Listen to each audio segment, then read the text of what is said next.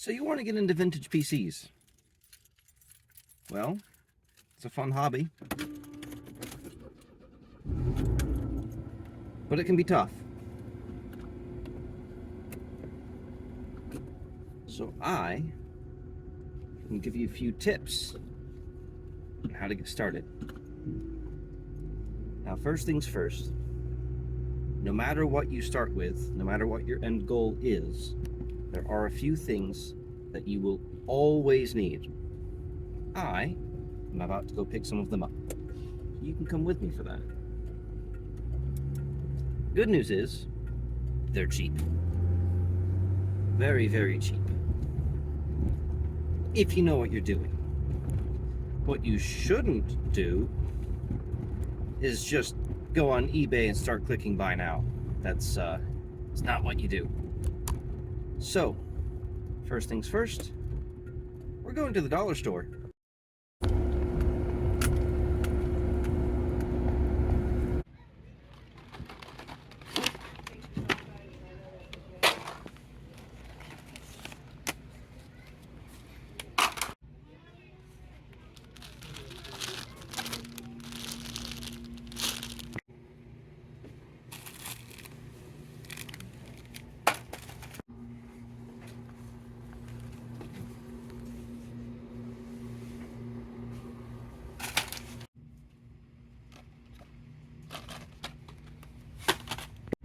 Okay, so what did we purchase at the dollar store? Ignore these as just glow sticks because it's almost the 4th of July. Now, screwdrivers. If you've already got some, buy them anyway. You'll need them. They'll get lost. I didn't record myself grabbing this one, but I got this powder brush.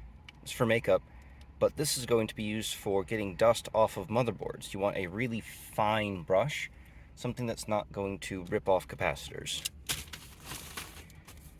This kind of generic cleaning stuff, I've had good luck with it. It's pretty good. It'll make sense in a bit. You need these. These are kind of like fine-tipped permanent markers. These are incredibly important when identifying old video cards, especially, and sometimes sticks of RAM, because the companies don't always put the information on them. You know, I don't know what an Asus V7100 is, and apparently, by the way, it's like a Riva TNT2 or something like that. But so when you do find out, you can just write on them. The ever important, well, they call them nylon cable ties, but they're zip ties. They're zip ties. In fact, I bought 2 packages of them. Needle nose pliers. I use these all the time, and the only reason that I bought these is because I lost mine. You will need these. These are really useful for getting at jumpers when something's already installed in a case. Helps a lot. More glow sticks. Not for that, it's for the 4th. Binder clips. I need these for potato chips, but you can also use these for cable ties if you don't have any, or if you don't have a cable tie big enough, you can sometimes use these to secure, for example, the big 20-pin connectors on vintage motherboards. Big sponge. You will need this a lot when dealing with vintage computers, especially the cases. And the reason is, although yes, you can use paper towel in a lot of places, you can't use it everywhere.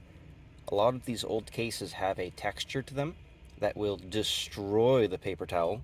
So getting this nice kind of dish sponge type thing, really, really useful.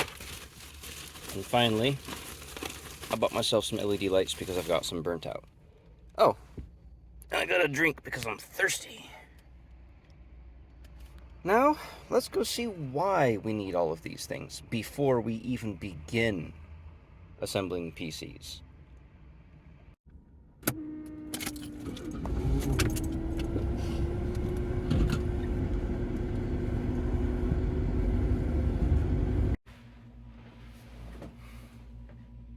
Okay, so you've got your tools. What next? What kind of tip can I give you next? Buy lots of this. Don't go to Best Buy, don't go to Walmart, go on eBay and buy the biggest, chunkiest stick of thermal paste that you can get. This stuff is amazing. It's kind of crap, but perfectly adequate for old PCs, and you're going to go through a lot of it. So, thermal paste, tools, now what? Now you hoard. Fans, hard drives, SATA, IDE, I don't care. Keep all of them. DVD players, CD players, as many as you can get. SATA, IDE, doesn't matter. IDE cables, as many as you can get your hands on. Every single part that you can ever get your hands on. RAM, much as you can get. CPUs, as many as you can get your hands on. It doesn't matter if it's new, old. It doesn't matter if it's a Pentium, if it's a Celeron, an Athlon. It does not matter whatsoever. Screws. Keep all your screws. Cables. Every tiny little cable. Graphics cards. Doesn't matter if it's a 6800 Ultra, or in this case, an FX 5200. Keep them. Every single one of them. Power supplies. Does it work? Keep it. Doesn't matter what brand. I've never heard of X Power, but it works. Keep it. Computers. Every computer that you can get your hands on, in trash, dumpster diving, doesn't matter. Facebook Marketplace, Craigslist. If it's cheap or free, take it. If it's broken, it's got parts. Has it been underwater for 30 years? It has screws.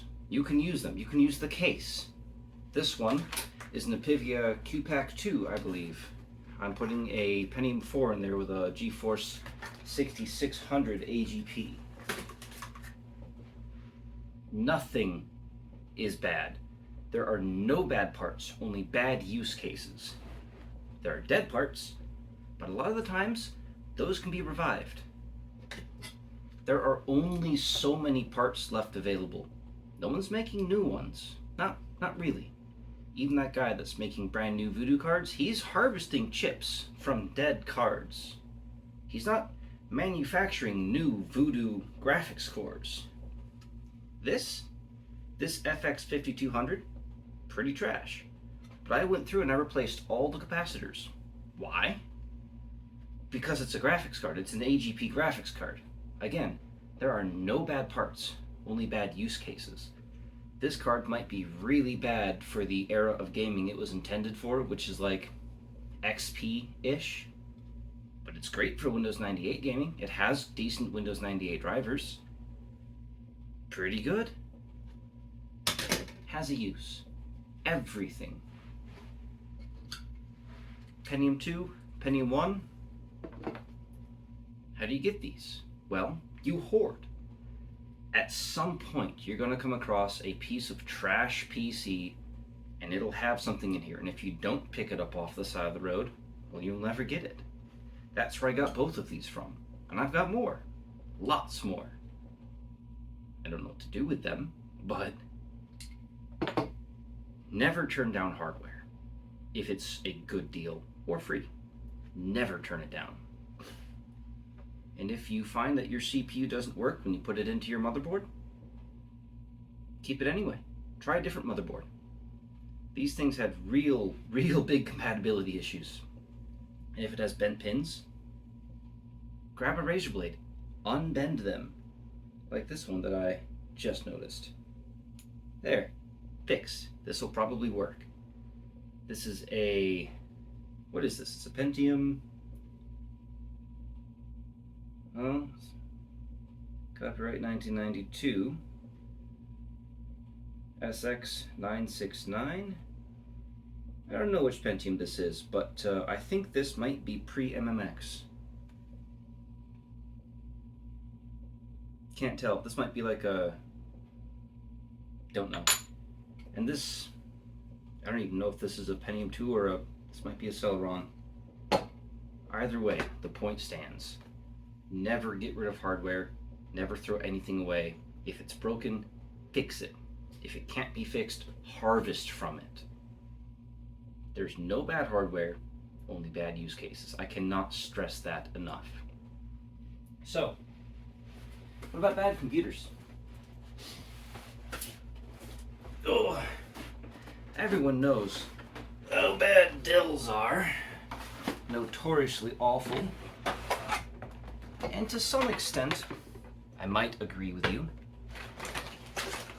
But again, no bad hardware, only bad use cases. So, here is why people hate Dell so much. Everything is proprietary. Everything that they could make proprietary is proprietary. The USB for the front panel. What the hell is this? That's a ribbon cable. The fans, what few there are, use this sometimes pin compatible but not plug-in compatible weird connector, completely proprietary. This particular one, not all of them, but this particular one has a half-height AGP card. You don't see those ever, and I mean that, you just don't. Some of them have the awful tilted RAM slots. This one does not, but again, some do. Power supply. What the hell is that? That's completely proprietary. Let me pull this out so you can see a little better. What is this? This isn't ATX. I mean, technically it is ATX compatible, but this is not an ATX power supply. And these fingers on the bottom here that kind of look like a reverse AGP connector, that's for adding on extra slots to the board, because they use this exact motherboard in their small form factor and full-size desktops. They just put on a second lower half of the board. Interesting, but debilitatingly proprietary. Also, bad capacitors galore. But look past all that. Is this a bad computer? Does it have compatibility issues? Not really. Dells were sold by the million. They just work. Most of it, as long as there's no bad power capacitors, they usually just work. Do they have heating issues? Abso-fucking-lutely. But your average Joe isn't gonna come across that very often. And the reason they have heating issues is there is no front intake. The hot exhaust just gets sucked back into the case to be recirculated and pushed out as even hotter exhaust. But you can fix that. You can usually put a fan in the front of the case anywhere. Doesn't matter where. I can see some holes here where they would have had a front panel speaker. You can put a 40mm fan there. Anything to draw fresh air in from the front. Anything. God, what a proprietary nightmare. But that's just to work on. When it's closed, it's just a PC. Pentium 4, half a gig of RAM. I think this one has this has an 80 gig hard drive. Let's find out. That's right, power cable still. Yep, 80 gigs. Hitachi Disk Star. And that's another thing. A lot of people get real pretentious about storage. Use a flash card for this. Use an SSD with an adapter for that. Never use IDE hard drives. They're horrible. Partially true. They're slow, but they work just fine. And no one wants them, which means they're cheap. Oh, Dells are heavy. They made their cases out of abnormally thick steel just to make them feel like they were higher quality than they were. But you can find, well, this one isn't, but you can find new old stock IDE drives. Anything will work. Where did I put it? On the bottom. There we go. This is ancient. I don't even know how big this is, but we're probably talking a couple gigs. Yeah. Either way, this is a working hard drive. And instead of wasting money on a brand new SSD plus a SATA to IDE adapter, which some of them do have issues, and you will run into compatibility issues based on which adapters you get and which boards you're plugging them into, this just works. It just works. You got your settings for... This might be a SCSI drive. Of course I grabbed a... Nope, that's IDE. Let me use this one as an example for the jumper settings because it actually has them right there. That's going to be your cable select, master slave or cable select. It just works. You don't have to worry about if the IDE drive is going to work with your motherboard because 99% of the time it just will. So why not use them? A lot of the time you can get these for free. I didn't pay for anything on this table. Nothing at all.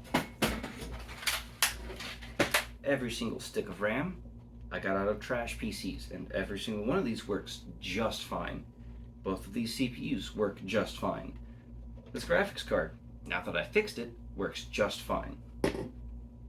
This power supply, I've still never heard of X Power, but it works just fine. And I didn't pay for a single thing, which is good because I don't have a lot of money. But those are my recommendations, my tips for hardware. And if it's not, let's say you want to build a DOS machine. You are going to have more caveats building a DOS machine than like a Windows XP machine. XP, a lot of things just kind of function. XP is a really good operating system. As long as you use Service Pack 3, don't use the earlier ones. There's a reason they came out with Service Pack 3. That's the one people fondly remember. No one likes XP release. So, most DOS machines, everyone's going to tell you, oh, you 386 or bust, 46 at the most. You can use a Pentium 2. You could probably get away with a Pentium 3. You're going to have some trouble with some games, but you can make it work. If you don't have a 46, don't sweat it. Find something. Having the PC and dealing with a couple of games that run too fast is better than not having the PC. Being able to enjoy yourself, even a little bit, is better than not being able to. I have a lot of Pentium 4 systems. They're everywhere. People still to this day hate the Pentium 4. Myself included. But it works just fine. A Pentium 4 PC, most of the time, if we're talking socket 478, will work 100% with Windows 98 SE. Doesn't have to be Windows XP. I recommend Windows XP, but it doesn't have to. If you don't have, hell, if you have a Core 2 Duo, a lot of the times you can make it work with Windows 98. You'll have some compatibility issues because a lot of those motherboards don't have Windows 98 support, but try it. You don't have to have perfect numbers matching parts from 1996. You can use newer stuff, cheaper stuff, easier to get a hold of stuff. And AMD, back then, they weren't bad. No. I hear all the time how AMD computers were awful up until the Athlon 64. No, they were fine. I have a plethora of original Athlons here. Somewhere in one of my other rooms I have a slot-based Athlon 700. Good CPU. The AMD's version of the 486, 386. Very solid CPUs. There's nothing wrong with them whatsoever. So if you happen to have a motherboard and an AMD CPU, use it. It's fine. The K6 series, very good. Very comparable with the Pentium. What I'm saying is, use what you've got. Just use what you've got. Use what's easy. Speaking of, when people talk Pentium 3s, a lot of them get very snobby about socket 370 versus slot 1. They're both fine.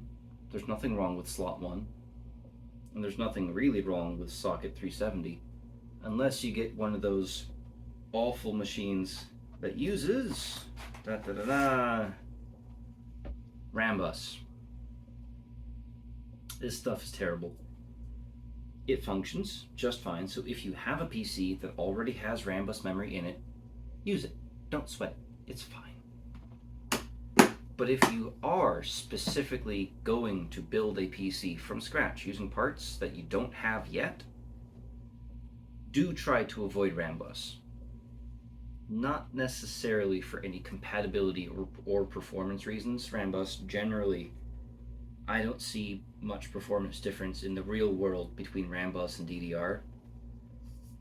But Rambus is harder to get and really expensive.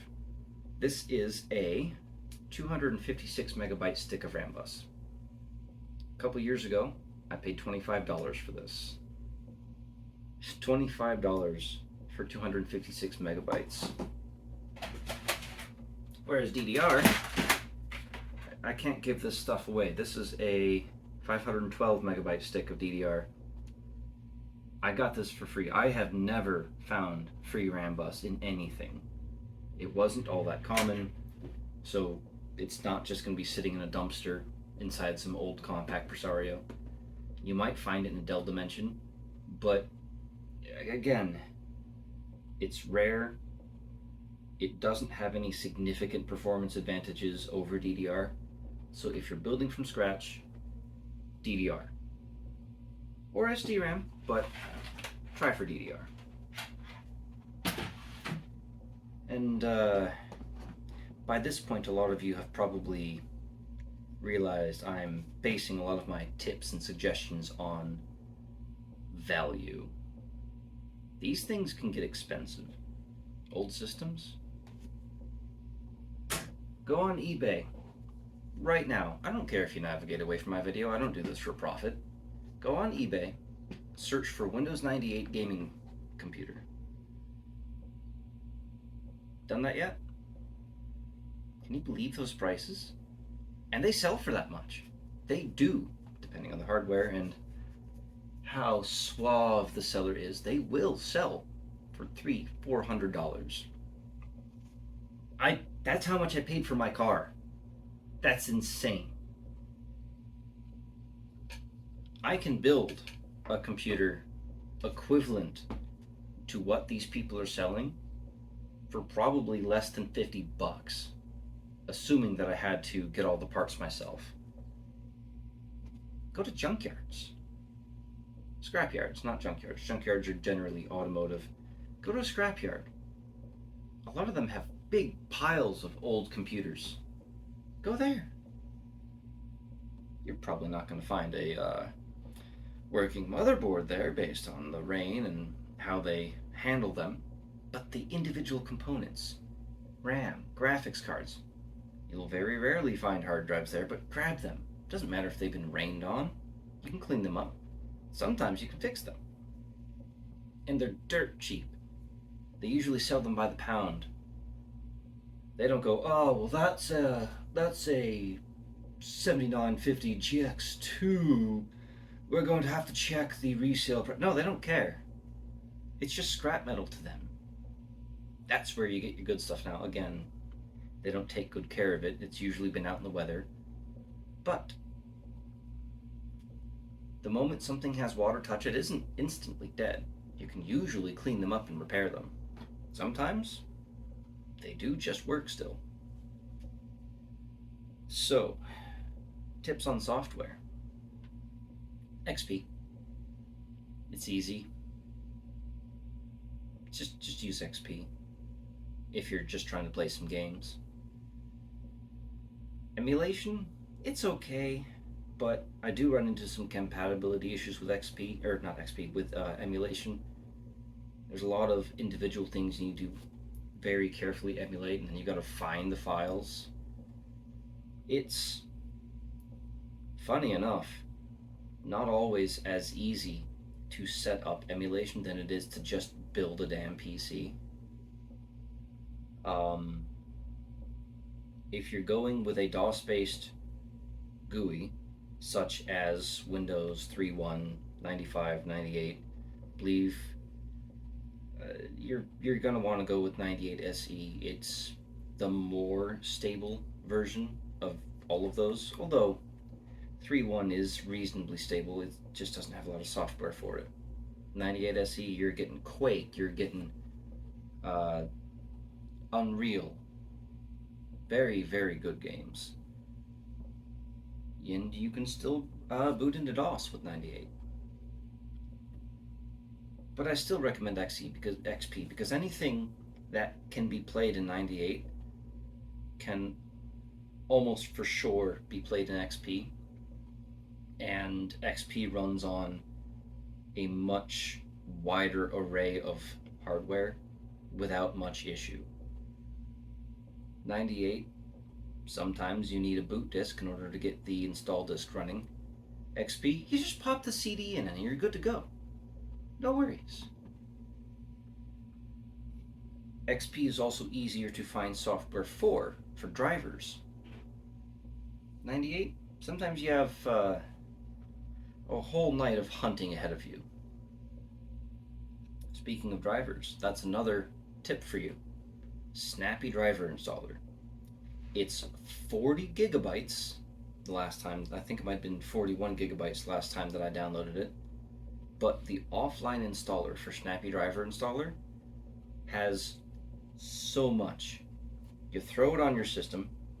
I usually use it with XP. I don't think I've ever tried it with 98. Come to think of it, I don't actually know if it works with 98. But with XP, I know it does. So, you throw it on your system. Wait 5 hours for the transfer to go if you're using USB 1.1. But once it's on there, you just run it. It scans your hardware and shows you a list of compatible drivers, and then all you have to do is click install. All those drivers are included with Snappy Driver Installer. You don't have to be on the network. You can just throw it on a flash drive. And I suppose you don't really have to copy it over to your system if you don't want to, or if you're using USB 2.0. Just run it. It installs the drivers for you, and you're good to go. Speaking of, don't assume that the latest drivers are the best drivers. For this FX 5200, there are some drivers for it from like 2013. I don't use them. I use the ones from like 2010, 2011, and the reason is, although, yes, technically the new drivers will let the graphics card function, that's only technically true, because you'll get a display out. You'll get hardware support for the desktop rendering, but you're not going to get great 3D performance from the latest drivers. As these cards aged out, NVIDIA, AMD, S3 if you're using something like that, didn't really care so much about supporting them anymore. So with every new driver that was released, because they cared so little about these old cards, they didn't really check to make sure that they weren't breaking compatibility with some old game.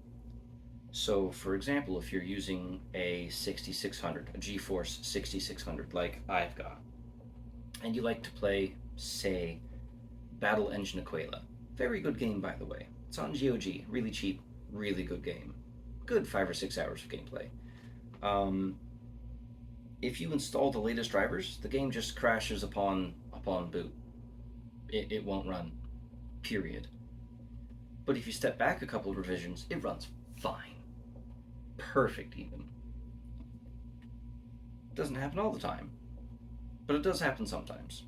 So keep that in mind when you're hunting for drivers for graphics cards. The newest, not always the best. AGP versus PCI Express versus PCI. The vast majority of the time, if you're using XP, you're not going to want a PCI graphics card. However, some systems don't have AGP or PCI Express. They only have PCI. I'm thinking budget systems here. A lot of Compaqs, Dells, HPs would forego the AGP or PCI Express slot because they didn't care. These were budget systems. However, some PCI graphics cards, not too bad. The Matrox G450, pretty damn decent for Windows 98 gaming. So again, there's no bad hardware, just bad use cases. So if you pick up a Pentium 4 that has absolutely no AGP or PCI slot, throw Windows 98 on it. Grab a Matrox Millennium or an S4 Savage, S3 Savage 4, I guess actually is the correct way of putting that. It'll work just fine. They can handle 3D games. They won't be as fast as their AGP or PCI Express counterparts, but they'll work. And again, having something work is better than not having something at all, even if it doesn't work as fast as it could. You don't need a Voodoo card to play Unreal. You don't. The only Voodoo card I have is a Voodoo Banshee, and I actually don't use it very often because although it does use Glide, it's okay. It's not a deal breaker if it doesn't have Glide support. So use what you've got. Use what's cheap, and don't get upset because you don't have the absolute perfect hardware, especially if you're just getting into this hobby. So, with that said, there are some caveats about the things I have suggested and the tips I've given. Pentium 4s are often too fast for Windows 98. I believe you start hitting some bugs around 2 gigahertz, maybe a little faster, like 2.2. There are some community patches to help alleviate those issues. You also run into some issues above 512 megabytes of RAM in Windows 98.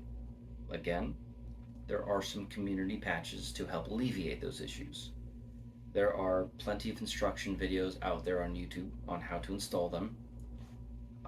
You can run a lot of Windows XP software on Windows 98, even though it does not technically support them, because again, people have backported things.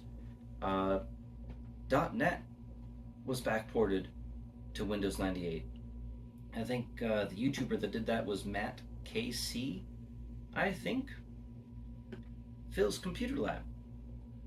They have a website that has a lot of old driver software for like the Sound Blaster Live cards, various VIA chipsets, things like that.